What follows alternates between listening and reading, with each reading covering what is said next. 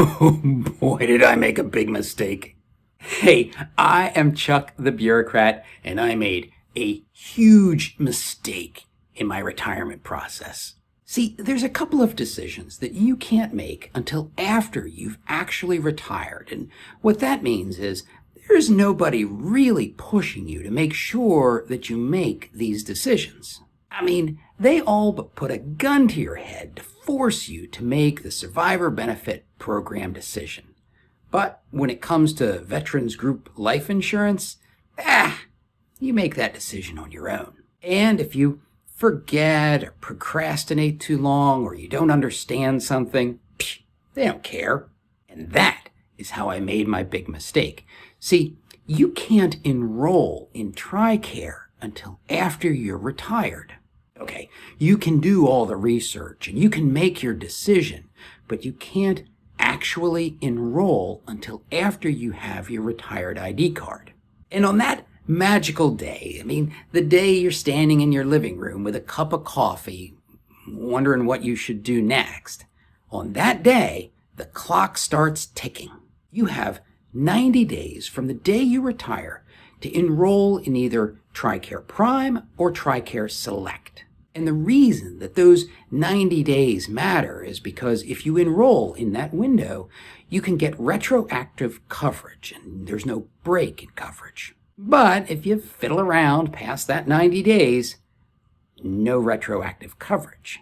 Now, if that break in coverage doesn't bother you, you do have a full year from the time you retire to enroll in Tricare.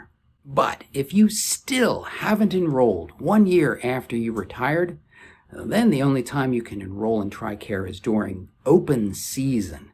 And that's a really narrow window from early November to early December. Okay, before I tell you about the mistake I made and the one that you want to avoid, let's look at our options. You basically got Tricare Prime and Tricare Select. Tricare Prime is the plan that active duty service members are on. So for retirees, it should be really familiar. You have a primary care manager, a PCM, and that PCM gives you referrals for anything that they can't take care of. The only real difference for retirees is that you have to pay annual fees and you have to pay co-pays. Those are covered for you while you're on active duty. Now, the main shortcoming of Tricare Prime is that it's only available in certain areas. And that means that it's possible to retire in areas where Tricare Prime isn't available or it's just not convenient. And that's where Tricare Select comes in. Under this system, you don't have a PCM and you don't need a referral for most services. Instead, Tricare Select is self-managed. You just make an appointment with any Tricare approved provider. Now, this program has enrollment fees, it has an annual outpatient deductible, and it does cost sharing as a percentage of the services that are used, so it can get kind of expensive. As a result, the Tricare website says that Tricare Select is really for people who either live in an area where Tricare Prime isn't available, people who have some kind of alternative insurance, maybe an employer-provided program, or people who have a provider who's not part of the network for Tricare Prime, and they're not willing to change. Now, the reason that I'm talking as if there are only two options is because for most people, the other options, they're just not really practical. There is the U.S. Family Health Plan, but that is very location specific. So if you're conveniently located to Johns Hopkins or St. Vincent's Catholic Medical Centers or a couple of others, then it might be a good option, but otherwise it's not. That's kind of the case with Tricare overseas. It's only available if you're overseas, and if you are overseas, it may be your only option. Now you might say, well, what about Tricare for Life? Well, Tricare for Life is actually Medicare wraparound coverage. You only qualify for Tricare for Life if you're on Medicare Part A or B. And it's automatic. You don't have to enroll.